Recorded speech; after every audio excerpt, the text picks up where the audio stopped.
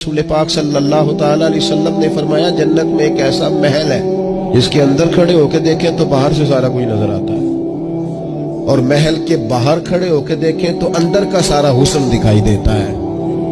تو حضور توجہ دلاتے تھے تو صحابہ میں شوق پیدا ہوتا تھا، یا رسول اللہ کس کو ملے گا؟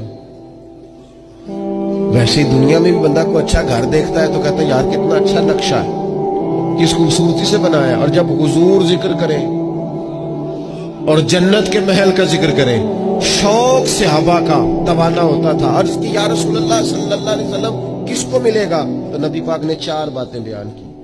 فرمایا ایک وہ بندہ جو اچھی بات کرے، وقولوا للناس حسنا، لوگوں سے اچھی بات کہے، وہ ہمیشہ معاشرے میں بری خبریں ہی دینے کا عادی نہ ہو، لوگوں کی عیب جوئی ہی اس کا مزاج نہ ہو، اچھی بات کرے۔ اور دوسرا رسول پاک نے فرمایا کھانا کھلائے، اہل ایمان کی دعوتیں کرے۔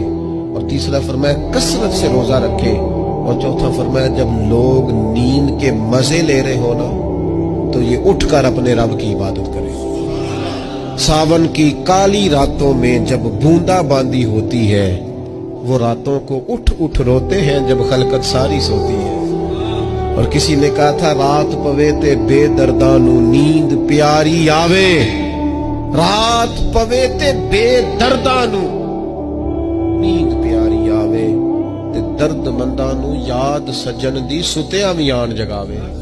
فرمایا جب لوگ خواب خدگوش میں ہوں، نیند کے مزے لے رہے ہوں، تو رب کے بندے اٹھ کے اپنے رب کو یاد کرتے۔ والذین یبیتون لربہم سجدا وقیاما، یہ 4 چیزیں جن لوگوں میں پائی جائیں، حضور فرماتے ہیں انہیں وہ عالی شان محل ملے گا جس کی تعریفیں گویا خود رسول کریم نے بیان فرمائی۔